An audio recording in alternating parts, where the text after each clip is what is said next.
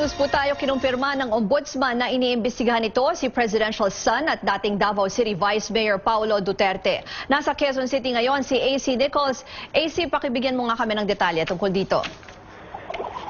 Tama yan, Ruth. Kinumpirma ni Ombudsman Conchita Carpio Morales na may pending investigation pa ang Office of the Ombudsman laban kay assigned Davao City Mayor at Presidential son na si Paolo Duterte. Nabanggit niya ni Morales sa isang Justice Forum kagabi na may pending investigation daw laban sa first family. Ngayon nang tanungin siya ng mga members ng media at kinlarify sa kanya kung sino mismo sa first family, kinlaro niya na si Paolo Duterte nga yung sinasabi niya. Pero tumanggi nang magbigay ng detalye si Morales dahil nag-inhibit na rin naman daw siya sa lahat ng kaso laban sa mga Duterte.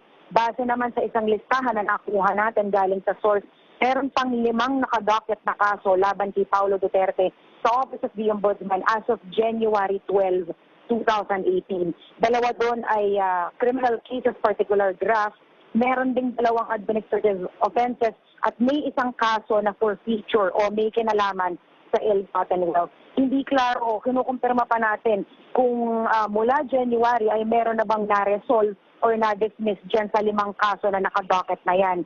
Pero ang klaro lang sa atin ngayon or ang alam lang natin ay meron pang at least isang pending investigation gaya nga ng kinumpirma ni Morales. At base din dun sa listahan, lahat ng kaso ay umabot sa preliminary investigation level dahil nag-umpisa ang docket number nila na may label na OMB. Pag nasa fact-finding stage pa lang kasi, ang umpisa na docket number ay FF. So ibig sabihin dun sa fact-finding level ay nakahanap ng sufficient na basis ang investigators para mag-move on sa susunod na level which is yung preliminary investigation stage.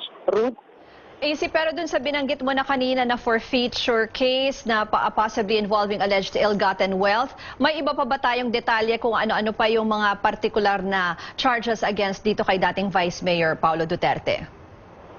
Ayun nga, yung 2 criminal cases ay may particularly for violation yan ng Republic Act 3019 o draft. Meron din siyang 2 administrative offenses, yung violation ng 6713 or Code of Conduct and Ethical Standards at conduct prejudicial to the best interest of the service, grave misconduct, and serious dishonesty. Tapos meron din siyang violation of Republic Act 3019 and Article 183 of the Revised Penal Code or perjury. Tapos yung isa, yung forfeiture na. So yan pa lang yung details na meron tayo. Yun yung nakuha natin dun sa listahan. Pero kino-confirm pa natin kung nag-stem ba itong lahat ng mga cases na ito from one particular issue or iba-ibang incidents. Yan ang inaalam pa natin sa ngayon. Ruth? Oo, AC, kasi in terms of yung particular acts, di ba matatandaan naman natin na pinatawag sila at humarap sila sa Senado in connection with yung alleged, yung pumasok na drug shipment na nakalusot sa customs. So wala pa tayong information kung may kinalaman din dyan yung ibang kaso.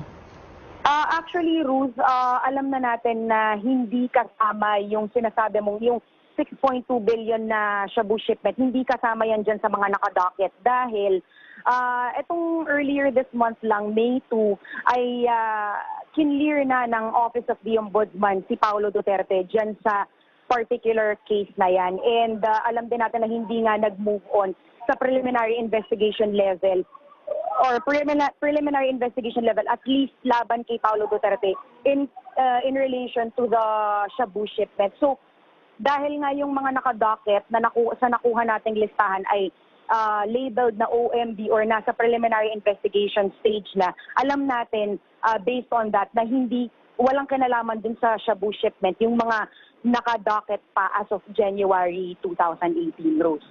Okay, AC Nichols, nag-uulat mula sa Office of the Ombudsman sa Quezon City. Sinisika po ng CNN Philippines na makuha ang panig ni dating Vice Mayor Paolo Duterte hinggil sa mga iniimbestigahang kaso laban sa kanya. Tourism Secretary, good morning. Secretary Berna Puya, thank you for taking our call. Hi, Claire.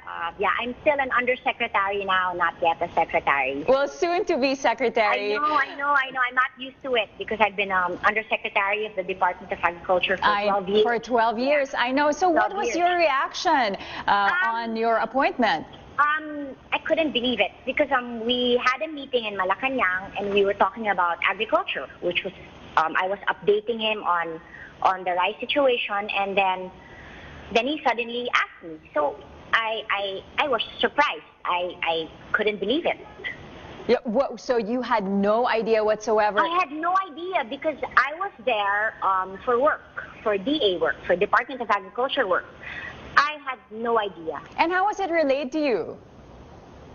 He asked me, he told me, have you heard that Secretary Teo resigned? And after we met, he mentioned it, that Secretary Teo had resigned. And then I said, yes, I read about it. And he said, I think you are a fit for that job. And I was like, I thought he was joking because, you know, the president sometimes jokes around. Yeah, right. I said, no. Then he goes, no, I think that you fit the job. I think you are perfect. You've been in the DA for 12 years. You're very honest, no corruption, and I think it's bagay for you. Then I was like, okay. Then I didn't want to believe. Until parang, you know, I wasn't like. You were in shock. What did you say? Yeah. What did you tell the president? And then I said, no, you're just joking me. Stop it. Mm-hmm. And then he goes, no. And then after that, we went to another room, and then former Senator Serge Osmeña was there. And then he goes, okay. Then he goes, Serge Osmeña, meet the new DOT secretary. And then I was like, okay. And then Sac Bongo congratulated me. And that's when I started to think in that, oh my God, it's true. It's happening. It's happening because I was not there for this. I was there for work, for my Department of Agriculture work. Now, okay, I know things are happening really quickly, really fast, no? But amid the controversies, you know, being faced by the tourism department, what is your first order of business today? Well, actually today, would you believe, I'm just going first to the Department of Agriculture because I'm still an undersecretary. I have a lot of work. I handle agribusiness and marketing, organic agriculture. I still have to finish my work. Okay. Have you thought of what you would like to do for the Department of Tourism? What will be your priorities? You know, it's actually easy because we've been working closely with the Department of Tourism, and we've been actually working with them with regard to farm tourism. That's been their main project, and with the Department of Agriculture, so might as well continue it. I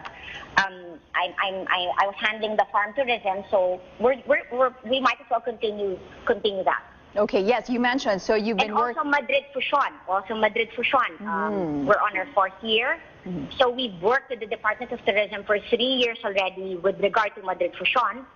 So it's all about food, culinary tourism. We might as well, of course, that's my background. First thing, I mean, of course, we should continue what programs are already working and what I'm familiar with. But of course, of course, I'm still in shock now, but I'm going to wait until my oath taking, and then meet with the officials of the DOT, and then we'll see how it goes from there. Okay.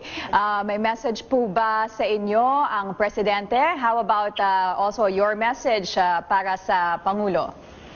Okay, the only message of the President to me was, when I accepted it, I don't want any corruption. And then, that is it. But then, prior to that, he was also telling me, you've been in the Department of Agriculture. I mean, I think it's one of the most controversial departments in the government. And you've managed, and you've kept your name clean. So I'm confident that you keep it the same way, clean, in the Department of Tourism. He just goes, well, you know already, no corruption. Well, for me, my message to him is, well, I'm honored. I'm overwhelmed, but I'm honored that he actually thought of me and thought of giving me this position. Well, that's it. I will not disappoint him. All right. Well, congratulations, and thank you so much for talking to us. That was newly appointed Tourism Secretary Berna Puyat. World's most powerful people. That is according to a Forbes list where the president ranked 69th overall. Mr. Duterte's profile describes the president like this, quote, "So far, his war on crime has already resulted in the killing of thousands of people across the archipelago country. Duterte's raw and vulgar vocabulary keeps him in the headlines. He called Obama son of a whore and has used homophobic slurs to describe opponents," unquote. Mr. Duterte joins other world leaders on the list, including leaders of China, Russia, the U.S., and Germany at the top 4 spots. Rounding out the top 5 is Amazon CEO and the richest man in the world, Jeff Bezos. Brothers on the government network. Teo handed in her resignation letter to the palace yesterday afternoon before a cabinet meeting. She attended the meeting where she was photographed greeting President Duterte with a handshake. Speculations arose Teo was forced to step down, with Mr. Duterte expecting her to do the right thing. President Duterte accepted Teo's resignation today. The former tourism secretary had first explained she knew nothing about the ad placement, but yesterday her lawyer said someone in her department had her sign the documents. The ad placement is worth 60 million pesos. Duterte had said before that he would fire anyone on just a whiff of corruption. Wanda Tulfo, Teo's lawyer, says the former cabinet secretary was left with no choice but to resign. He says critics are using a questionable advertising deal between a government television network and her brother's production outfit to undermine the administration. While Malacanang does not see Teo's resignation as a sign of guilt, it expects the Ombudsman to investigate complaints against Teo and other officials involved in the deal. AC Nichols reports. Resigned Tourism Secretary Wanda Teo wants to protect President Duterte, so she gave up her post over a questionable tourism ad placement in the government TV station. Her lawyer Ferdinand Topacio made the statement after confirming his client's resignation. Topacio said the decision was made after a long thought process, and Teo ultimately felt she had no choice because the president's enemies were using the DOTP-TV ad controversy to undermine the administration. Things were in a state of flux the past few weeks, and she is human after all, and she is subject to a lot of different influences and pressures. And I think we should just respect the fact that she finally thought that it would be better to spare everyone further pain, including the president, to simply leave the office. He says Teo is sad, but at the same time relieved about leaving the DOT. Teo came under fire after the Commission on Audit questioned the Tourism Department's 60 million peso ad spend with PTV4. The government network then placed the spots on the show of her brothers, Ben and Erwin Tulfo. Topacio says there's no truth to reports Teo was fired. He explained Teo arrived at the cabinet meeting Monday night with a resignation letter, which she handed to the executive secretary. She then had a one-on-one talk with the president. And what was the president's response? The president trusted her to do what she thought was right. Malacanang, meantime, does not see Teo's resignation as a sign of guilt. But leaving her post does not mean she's off the hook either. Presidential spokesman Harry Roque says the Ombudsman should look into possible criminal complaints against Teo and other officials involved in the deal. Hinaya na po ng palasyo sa Ombudsman na mag-imbestiga para malaman kung may pananagutang kriminal pa po si Secretary Teo. Inaasahan po namin ang mabilis at transparent na investigasyon ng Ombudsman. Her exit was sudden, but Teo is not running away from issues. Topacio says his client has nothing to hide, and she is prepared to answer and face allegations at the proper forum. AC Nichols, CNN Philippines. Senators react to whether or not they should investigate the tourism ad deal after Teo's resignation. Senators Joel Villanueva and Ping Lacson are in favor of a probe. Villanueva says this will allow the Senate to scrutinize the budget of other agencies as well. Lacson says an investigation will, quote, strengthen the law that has something to do with propriety in public service. Senator Kiko Pangilinan supports an inquiry to determine accountability and, quote, send the signal that corruption and and abuse will not be tolerated, unquote. Senate President Coco Pimentel, meantime, reminds his colleagues that the investigation should be in aid of legislation and, quote, not in aid of resignation, unquote. The government health insurance chief faces the media to defend her travel expenses that were questioned by the Commission on Audit. Auditors are asking Celestina de la Serna to explain the more than 600,000 pesos she spent for travel in just a year in office. More details from Rex Remitio. We cannot emphasize more that these are purely official in nature and truly necessary in the performance of my duties as IPCO and as representative of the OFW sector to the Board of Directors. She's not denying them, and PhilHealth Chief Celestina de la Serna says her travel spending and allowances are above board. This is her response to the Commission on Audit's claim of irregularity in her expenses. The amount in question, 923,000 pesos. Most, about 627,000 pesos, went to travel expenses. The rest are her allowances. De la Serna, who lives in Bohol, stays in hotels near the PhilHealth office in Mandaluyong City whenever she's in Manila, instead of renting a house. The expense comes amid PhilHealth's massive net income loss of 8.9 billion pesos last year. De la Serna was appointed interim PhilHealth president in April 2017. But in a separate interview with CNN Philippines, De la Serna insists all the expenses are legal. I am asking the COA auditor to please reconsider yung aking mga documents na sana naman they will allow it because it is without malice talaga na I claim for it. De la Serna says these are only reimbursements and went through strict accounting by PhilHealth and affirmed by the Governance Commission for Government-Owned and Controlled Corporations. But why does she need to go back and forth to Bohol? De la Serna says she doesn't want to pay the one-year lease on a rented house since she may not be appointed to the post permanently. De la Serna argues that her flight and housing expenses are modest.